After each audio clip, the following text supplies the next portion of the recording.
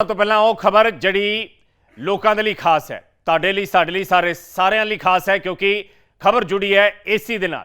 ਸਰਕਾਰ ਹੁਣ ਤਿਆਰੀ ਕਰ ਰਹੀ ਹੈ ਕਿ ਏਸੀ ਦਾ ਟੈਂਪਰੇਚਰ 20 ਤੋਂ ਹੇਠਾਂ ਸੈੱਟ ਨਹੀਂ ਹੋ ਸਕੇਗਾ। ਜੀ ਹਾਂ, ਅੱਤ ਦੀ ਗਰਮੀ ਵਿਚਾਲੇ ਏਸੀ ਦੇ ਟੈਂਪਰੇਚਰ ਨੂੰ ਲੈ ਕੇ ਵੱਡੀ ਖਬਰ ਨਿਕਲ ਕੇ ਸਾਹਮਣੇ ਆਈ ਹੈ। ਕੇਂਦਰ ਸਰਕਾਰ ਨੇ ਟੈਂਪਰੇਚਰ ਲਿਮਿਟ ਸੈੱਟ ਕਰ ਦਿੱਤੀ ਹੈ। ਏਸੀ ਦੇ ਟੈਂਪਰੇਚਰ ਦੇ ਲਈ ਨਵੇਂ ਨਿਯਮ ਲਾਗੂ ਕੀਤੇ ਜਾਣਗੇ। ਕੇਂਦਰੀ ਮੰਤਰੀ ਮਨੋਹਰ ਲਾਲ ਖੱਟਰ ਨੇ ਬਿਆਨ ਦਿੰਦਿਆਂ ਕਿਹਾ ਕਿ ਅਸੀਂ ਏਸੀ ਬਣਾਉਣ ਵਾਲੀਆਂ ਕੰਪਨੀਆਂ ਦੇ ਨਾਲ ਗੱਲਬਾਤ ਕਰ ਰਹੇ ਹਾਂ। 20 डिग्री तो घट तो 28 डिग्री तो उपर एसी का टैंपरेचर नहीं जा सकेगा। जी हाँ, इटली के 23, जापान के 26 डिग्री एसी का टैंपरेचर रखा जाता है। सो कुल मिला के हुण एसी का टैंपरेचर लिमिट तुहाडे रिमोट दे राही सैट तो हो सकेगा, पर असल रिमोट सरकार दे हत्थ है।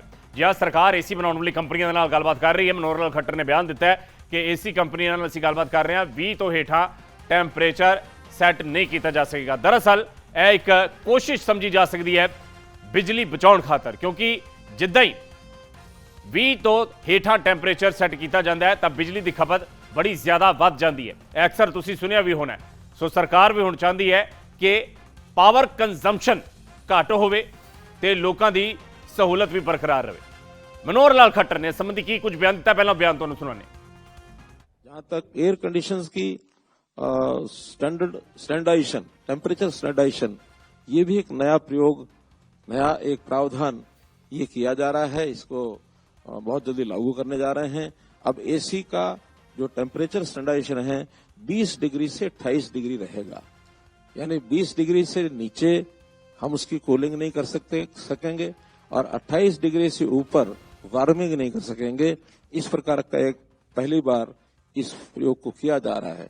बहुत से देश ऐसे हैं, अभी बहुत से जो लोग बताते हैं कि जापान में ये 26-27 डिग्री के आसपास स्टैंडर्डाइज किया हुआ है, और इटली बता रहे थे 23 डिग्री इटली में किया हुआ है। जिन देशों को हम बहुत ज्यादा अपने से आगे मानते हैं, फॉरवर्ड मानते हैं, और पता नहीं वहां लोग बहुत कुछ आगे करते हैं, वहां इस प्रकार के स्टैंडर्ड हैं, और हमने अभी डरते डरते उसको 20 डिग्री किया है। इसका एक अनुभव आने के बाद इसको आगे भी विचार किया जाएगा, और मुझे लगता नहीं है कि 20 डिग्री से नीचे कोई करके सोता होगा। सर्वे में तो यह है कि अभी 20 लोग कहते हैं इसको 24 अभी कर दें, लेकिन कुछ लोगों की चिल्लाटना शुरू हो जाए, इसलिए 20 से 28 उसको नॉर्म्स को हमने तय किया है। तो मनोहर लाल खट्टर नूं तुसीं सुनिया, केंद्र सरकार ने फैसला किया है कि एसी टैंपरेचर के नवे नियम लागू होंगे। साडे नाल विमलेंदु झा जुड़ चुके हैं, एनवायरमेंटलिस्ट ने, वातावरण प्रेमी ने। उन्होंने नाल गलबात करते हैं, जानने की कोशिश करते हैं कि आखिरकार की मतलब है इस खबर का। विमलेंदु जी, स्वागत है आपका पीटीसी न्यूज़ पर। आपसे जानना चाहेंगे कैसे देखते हैं सरकार के इस कदम को। सरकार ने 20 से नीचे टेम्परेचर सेट ना हो पाए, इसके लिए नियम, कायदे, कानून तय किए हैं।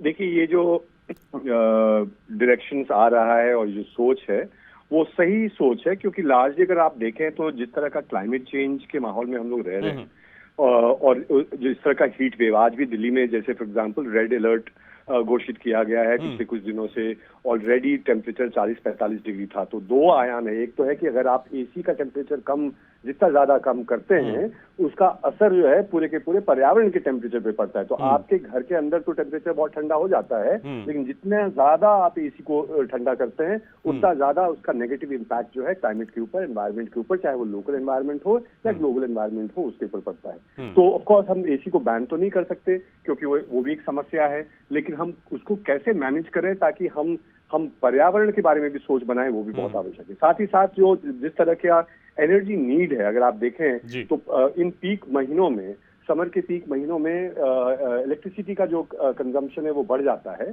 और पावर डिमांड भी जो है वो बढ़ जाता है। और इस कारण जो है बड़े बड़े शहरों में तो 24 घंटे बिजली आ जाती है, लेकिन बहुत सारे जो बाकी देश के इलाके हैं वहां पे बिजली की संकट पैदा होती है। तो एनर्जी पॉइंट ऑफ व्यू से कि इलेक्ट्रिसिटी का हम कैसे रैशनिंग करें उस नजरिए से, और साथ ही साथ क्लाइमेट चेंज और एनवायरनमेंट के नजरिए से ये इंपॉर्टेंट है कि थोड़ा सा रैशनिंग अगर हम टेम्परेचर का करें, क्योंकि 20 डिग्री ऐसा है, देखिए कुछ लोग तो हम ऐतराज करें कि 20 डिग्री ही क्यों, 16 डिग्री क्यों नहीं, बल्कि जबकि 50% से ज्यादा लोग जो है वो तो 40 डिग्री टेम्परेचर में रहते हैं। उनके पास तो एसी का, तो बहुत ही एसी का कॉन्वर्सेशन जो है वो एक एलीट कॉन्वर्सेशन है, और एलीट चाहता है कि उसको 16 डिग्री 10 डिग्री कुछ भी आप दें उनको तभी उनकी संतुष्टि नहीं होगी। लेकिन पर्यावरण को बचाने के लिए और साथ ही साथ एनर्जी का इक्विटेबल डिस्ट्रीब्यूशन हो, इलेक्ट्रिसिटी का इक्विटेबल डिस्ट्रीब्यूशन के लिए जरूरी है कि हम इस तरह के कदम उठाएं। तो सराहनीय कदम मैं मानूंगा सरकार की तरफ से।